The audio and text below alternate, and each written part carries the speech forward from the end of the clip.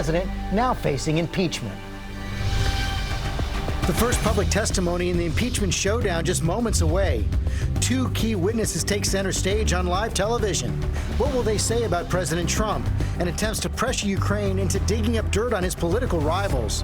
New details just coming in this morning, how the White House is preparing for this historic day. We're live in the hearing room covering all the angles this morning.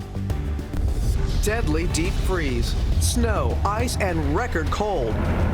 Blasting the Midwest to the Northeast and Gulf Coast this morning. And new concerns about chaos on the roads. The massive 50-car pileup. Ginger has the latest. Breaking news, bracing for battle. Students barricading in Hong Kong, preparing to face off with police. Armed with arrows, javelins, and Molotov cocktails. Our reporter, they're live. Venice underwater. Shocking images, the worst flooding in 50 years at one of the most popular tourist destinations in the world. Hero bus driver. The woman behind the wheel saving two young children alone in the freezing cold. Now she's telling her story on GMA. Stunning upset. Overnight, the unranked underdogs battling back to beat the #1 team in college basketball. And GMA is at the CMAs, our team in Nashville, with Dolly, Reba, and Carrie for the biggest night in country. Good morning, America! Live in Times Square, this is Good Morning America.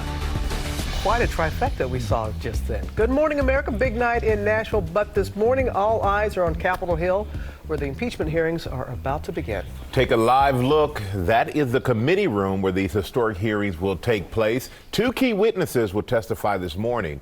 It's just a few hours away. Impeachment is the ultimate check on an American president. Andrew Johnson and Bill Clinton survived the process. Richard Nixon resigned, facing certain conviction in the Senate. How this will end for President Trump now in the hands of a deeply divided Congress. Our senior congressional correspondent Mary Bruce starts us off from the hearing room on Capitol Hill. Good morning, Mary. Good morning, George. Well, this is where history will be made today. In just a few hours, this room will be packed with members of Congress, the press, and the public. And at the center of it all today, two career State Department officials. They are Democrats, star witnesses in their case against the president. At 10 a.m., they will take their seats here behind me for just the fourth time in history. Americans witnessing today public impeachment hearings in the House of Representatives. This morning, a pivotal moment for Democrats taking the case to the American people that the president abused his power and should be impeached. On the basis of what the witnesses have had to say so far, there are any number of potentially impeachable offenses, including bribery, including high crimes and misdemeanors. Before cameras and the nation, career diplomats Bill Taylor and George Kent will be pressed on the president's push for Ukraine to investigate his political rivals. Taylor is the top U.S. diplomat in Ukraine, handpicked for the job by Trump's own Secretary of State. He told lawmakers behind closed doors it was his, quote, clear understanding that Ukraine would not receive nearly $400 million in critical military aid unless they agreed to investigate the Bidens. At the time, Taylor said it was crazy to withhold security assistance for help with a political campaign. He also told investigators how the president outsourced America's Ukraine policy to his personal attorney, Rudy Giuliani. By Taylor's side today, senior State Department official George Kent. He's worked for Republicans and Democrats. In his initial testimony, Kent likened American Ukraine policy to a snake pit and accused Giuliani of running a campaign of slander and lies. Republicans are prepared to cross-examine and defend the president. They've even been holding mock hearings. Their plan, to cast the witnesses as unelected and anonymous bureaucrats. Neither of these two individuals were on the call. These folks never talked to the president of the United States about this call. Republicans say Trump applied no pressure on that call with Ukraine's president. For them, it all comes down to Trump's intentions. What was his state of mind? Did he have a good faith basis for asking for an investigation?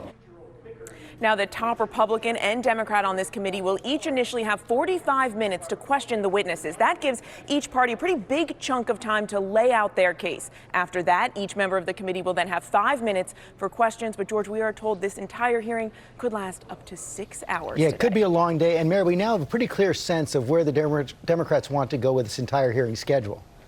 Yeah, George, they are moving at a head-spinning pace here. Over the next 2 weeks, Democrats plan to question 11 witnesses in 7 different public hearings. Now, that list does include some that were on the Republican wish list, officials who have already been questioned behind closed doors. Not on the list, though, the Republican demand to question the anonymous whistleblower. George. Okay, Mary Bruce, thanks very much. Michael? All right, thank you, George. As the nation prepare for these historic hearings, our senior national correspondent, Terry Moran, has more on how we got to this extraordinary moment. Good morning, Terry. Good morning, Michael. That's right. We talked about a historic moment, and it is the fate of a president, the judgment of history on the line. But for a lot of Americans, they've heard about President Trump and Ukraine. This is a process. How did we get here is the question. You're absolutely right. And today, for the first time, after hearing about all this, Americans become a nation of jurors, and they'll get a chance to hear witnesses and judge them for themselves. This morning, a watershed moment as the American public will watch members of Congress fire questions at 2 senior U.S. diplomats, key witnesses in the impeachment probe. But it's really President Trump who's in the hot seat. Once the American people hear from these witnesses in the same way that I have and other members have, that they are going to be very concerned and they are going to want this president to be held to account. It all started back on September 9th. Congress receives an anonymous whistleblower complaint, which reveals how President Trump asked Ukraine's new president, Volodymyr Zelensky, to investigate one of the president's main domestic political rivals while withholding nearly $400 million in military aid. Democrats call that an abuse of power, but Trump has denied the charges from the beginning. I put no pressure on them whatsoever. I could have. I think it would possibly have been okay if I did, but I didn't. I didn't put any pressure on them whatsoever. The complaint amounted to enough evidence of wrongdoing for Speaker of the House Nancy Pelosi to formally launch the impeachment inquiry. The actions taken to date by the president have seriously violated the Constitution. And it was the very next day that the White House handed them a crucial piece of evidence, the rough transcript of a July call between Trump and Zelensky. In it, Trump tells the Ukrainian leader to do us a favor, asking him to investigate Joe Biden, Trump's leading rival, as well as a debunked conspiracy theory about Ukraine meddling in the 2016 election. The president adamant he did nothing to pressure Ukraine to comply. There was no quid pro quo. No quid pro quo. There's no quid pro quo. Democrats believe the evidence shows otherwise after they interviewed 16 witnesses behind closed doors, including Lieutenant Colonel Alexander Vindman, an Iraq War combat veteran and national security official who was listening in on that July call. He told Congress there was no doubt Trump was seeking a quid pro quo with Ukraine. Another witness, Gordon Sondland, a Trump megadonor and his own ambassador to the European Union.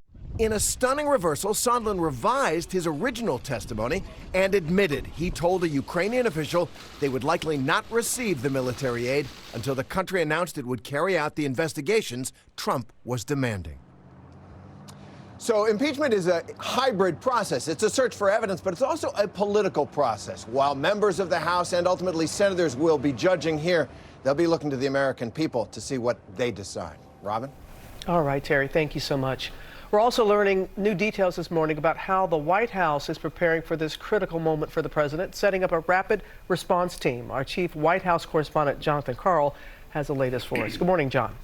Good morning, Robin. Early in this process, the White House insisted there was no need to set up a war room to respond to the impeachment inquiry because the president had done nothing wrong and there really was no threat. Well, those days are over. White House officials say they have set up a procedure to respond to today's process and the entire impeachment inquiry that resembles the kind of rapid response operation that you see during a presidential debate. White House lawyers will be watching today's hearings, and I'm told the president himself will be watching at least part of today's hearings live. He is especially keyed in, Robin, on the Republican members of Congress. Over the past couple of weeks, the president and White House officials have hosted more than 100 Republican members of the House here at the White House or at Camp David. And even today, the president will be meeting with Republican senators here at the White House. George? And John, what is he doing to twist their arms behind closed doors? We've seen him try a number of different public arguments. Where are they landing? Well, first of all, it is keeping them very close. He has been in total touch with Republican members throughout this process. And, George, the argument is this is an entirely partisan operation. And look at that vote. The vote to start the inquiry, the public inquiry, was entirely partisan. Not a single Republican voted yes. Okay, John Carl, thanks very much. Let's bring in our legal team, Chief Legal Analyst Dan Abrams, Kate Shaw, Professor of Constitutional Law at Cardozo Law School. Welcome to you both. Let's start out by talking about the witnesses today. The Democrats clearly think, Dan, that William Taylor is going to be their star witness. Right. I mean, look, both these witnesses are going to express concern about what they saw, at the very least. Taylor even more so. Taylor used the word crazy when he was texting with some of these other diplomats about exactly what was happening here. The question's going to be, do the Republicans try to suggest what Taylor is saying isn't true, or are they going to say it doesn't matter? And I think that's the key distinction there, meaning doesn't matter would be he wasn't on the calls, he's unelected, what he thinks shouldn't be relevant. Is he lying? That would be a separate line of questioning. And it is going to be hard to attack his integrity. I think that's right, George. So this is somebody who's had 50 years in government service, West Point, military service. He served Democratic and Republican administrations. And this is not someone I don't think who has sought the spotlight, right? He is testifying, at least as we saw in these depositions, out of a sense of obligation to speak to what he witnessed. And as Dan said, he was deeply troubled. Remember, he's still the #1 diplomat in Ukraine. And so he had a real on-the-ground perspective, and he was very concerned about what he saw. And Dan, as we head into this, we're starting to see a sharpening of the strategy for the Democrats. We talked a lot about high crimes and misdemeanors being an impeachable offense. What we're hearing more now from the Democrats, including the chairman, Adam Schiff, the word bribery. Right, because they don't want this to just be that kind of vague abuse of power, right? People say, what does that mean? And is that a crime, et cetera? Not necessarily questions that have to be answered for an impeachment proceeding, but a question that the public seems to want answered. And so I think the Democrats are trying to crystallize it to say, let me be specific about what the allegation is here. The allegation is that the president was holding up money that he wasn't really even permitted to hold up because it was approved by Congress, and he was doing it in exchange for something of value to him. And they really are going to want to keep hitting that again and again with someone like Taylor. Now, remember, there's also Kent who's going to be testifying today. And I think one of the most underreported things about Kent's testimony is that he believes that Trump's position on Ukraine changed after talking to Putin.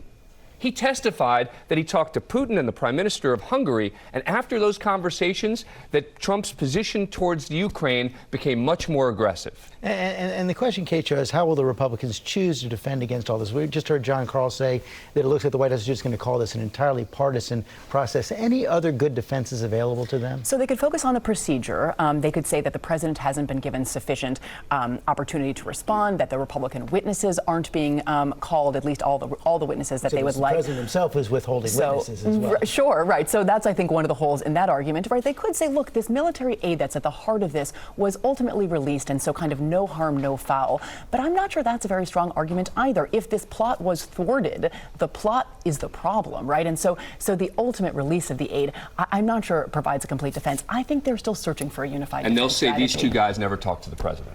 Right. And Dan Abrams, Kate Shaw, I know you're both going to be joining us later this morning. Our live coverage starts at 10 Eastern right here on ABC and ABC News Live. Robin? All right, George, now to the deadly winter storm affecting more than 200 million Americans.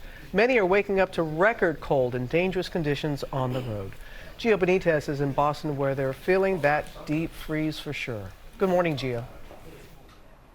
Hey, Robin, good morning. Yeah, I got to be honest, it's a little difficult to talk right now because it feels like January where we're standing here. The wind chill, that brutal wind chill, 6 degrees here in Boston, and these low temperatures are just wreaking havoc across the country. Overnight, a deadly winter blast bringing bone-chilling temperatures. In Chicago, people bundling up. Try to keep my face warm. Whiteout, treacherous conditions in Ohio leading to this massive pileup. More than 50 cars and tractor trailers colliding into one another. 2 people critically injured there. And in Michigan. This is too much for November. Detroit getting more than 9 inches of snow, making it the biggest November snowstorm on record. Parts of northern Michigan getting 30 inches of lake effect snow. And in parts of Texas, temperatures dropping 50 degrees in 24 hours. Sprinklers creating these ice sculpture images.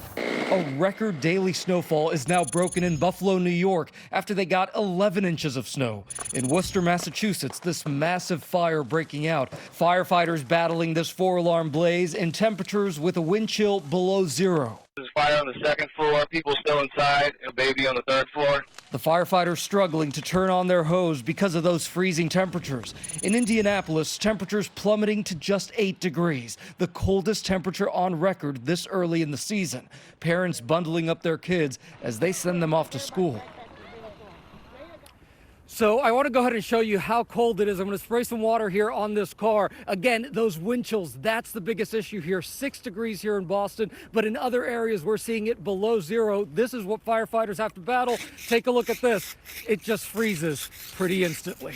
Michael? One of the worst chores there is, Gio, cleaning off your windshield. But thank you so much for that. And we're going to turn now to Ginger. And Ginger, unfortunately, we're seeing record cold temperatures even down south. Michael, as far south as Pensacola, Florida this morning, it is 29 degrees. They have broken a daily record, and that is the earliest freeze you've seen in Pensacola in 26 years. Look at the numbers here. Apalachicola broke a record this morning. Indianapolis, Detroit, Buffalo, New York City, we've all broken records. Lots of daily records broken. But we wanted to focus on how far south this cold is getting, so we brought out Georgia and Alabama. Those northerly or northeasterly winds allowing for that polar air to make it all the way to the Gulf of Mexico. That's why the states are covered in freeze warnings. That's why Columbus, Georgia to Mobile have broken records this morning. And now this is just actual air temperatures. You add just a little bit of wind and y'all, it can feel anywhere from 5 to even 20 degrees below what your actual temperature is. Robin? Ginger, overseas now to new chaos erupting in Hong Kong. Students barricading, facing off with police in a dangerous confrontation. Our Ian Pannell is there on the scene. Good morning, Ian.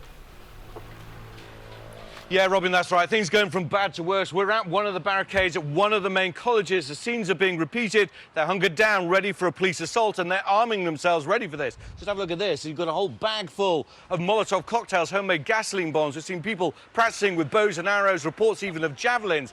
This, as we're hearing that mainland Chinese students, at least some of them, are evacuating Hong Kong, and some colleges cancelling all lessons until next year. But Beijing officials here in Hong Kong are still saying that they want the authorities to crack down even harder, using all necessary means to restore order. But the more they use violence, the more the protesters respond.